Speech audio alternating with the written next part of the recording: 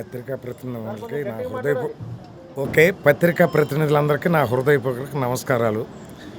నా సినిమా పూజకు వచ్చినందుకు మీ అందరికీ ధన్యవాదాలు. మా సినిమా పేరు వచ్చేసి Karunamaya. Throughout pan world release December 23rd, 2026. Hero వచ్చి చైతన్య గారు, హీరోయిన్ వచ్చి శ్వేతశ్రీ, మిగిలిన తారాగణం ఉన్నారు.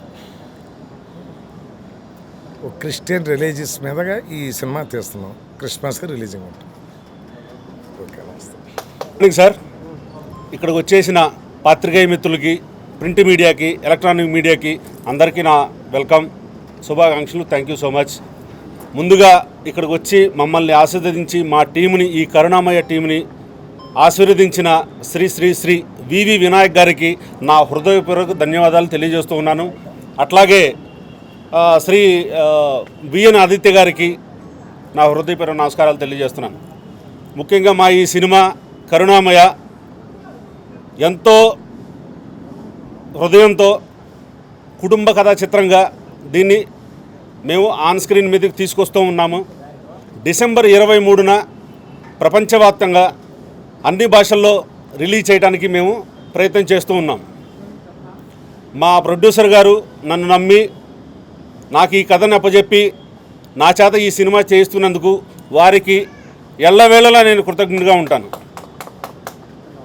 Thank you so much. పాత్రికేయులకు, మీడియా మిత్రులకి అందరికీ నమస్కారం. నా పేరు చైతన్య శక్తి. కరుణామయ ఈ కథను మా డైరెక్టర్ గారు చాలా అద్భుతంగా రాశారు.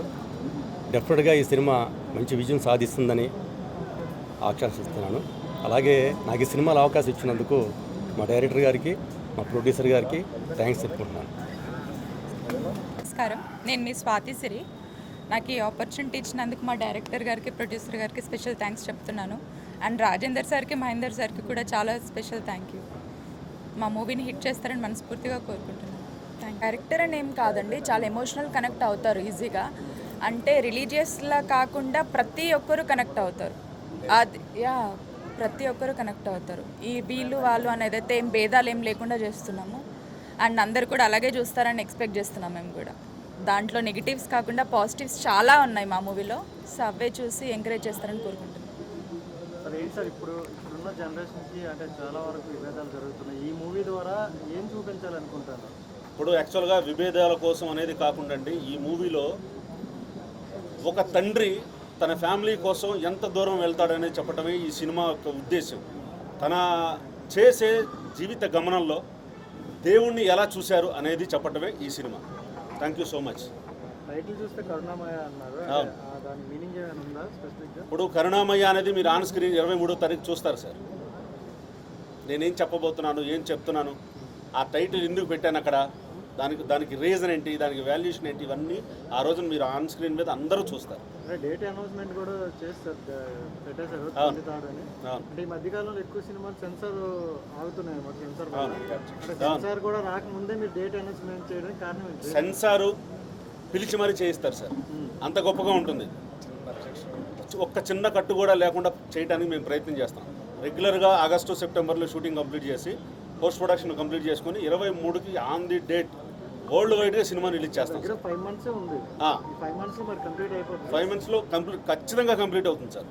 రాత్రి పగలు 24 గంటలు 24 hours/7 ఈ సినిమాని మేము కంప్లీట్ చేస్తాం. సో డేట్ చేంజ్ చేసుకునే అవకాశం అయితే రాదు సార్. మోస్ట్లీ డేట్ అనేది చేంజ్ అవ్వదు, అదే డేట్లో మేము రిలీజ్ చేస్తాం. 25th క్రిస్మస్ కాబట్టి దాని సందర్భంగా రిలీజ్ చేద్దామన్నా? అట్లనే కాదు సార్, సినిమా అప్పటికే మోస్ట్లీ కంప్లీట్ అవుతుంది. ఆ డేట్కి మేము అనుకున్నాము, ఆ డేట్కి మేము రిలీజ్ చేస్తాం. మోస్ట్లీ ఇందులో హీరో గారి పాత్ర ఎలా ఉండబోతుంది? అంటే ఒక పాస్టర్ గారి పాత్రలో ఉంటుందా, లేకపోతే భక్తుడి పాత్రలో ఉంటుందా, ఏంటి ఎలా? ఈ పాత్రలు ఇవన్నీ ఏంటంటే మీకు ఇప్పుడు చెప్పడం నేను కరెక్ట్ కాదు. మీరు చూస్తే ఆ ఎమోషన్ని మీరు ఎలా జర్నీ చేస్తారో హీరోతో పాటు మీరు కూడా జర్నీ చేస్తారు. అంత గొప్పగా ఉంటుంది స్క్రిప్ట్ ఇది. యాక్చువల్గా క్లాసిక్ సినిమా ఒకటి వచ్చింది కరుణామయుడు. అవును, అందులో యాక్చువల్గా మంచి పాత్ర కూడా ఉంటుంది. యేసు ప్రభు పాత్ర ఆ వేషధారంలో కూడా నిజంగా ప్రభువుని చూసినట్టు అనిపిస్తుంది. అలా ఇందులో ప్రభువు నిజంగా ఎవరైనా చూపిస్తారా ఏంటి? అదేనండి, తెలుస్తుంది మీకు. ఇప్పుడు అన్నీ ఒక్కసారి నేను బయటికి చెప్పడం కరెక్ట్ కాదు. సో మీరు ఆన్ ది స్క్రీన్ మీరు ఖచ్చితంగా చూస్తారు.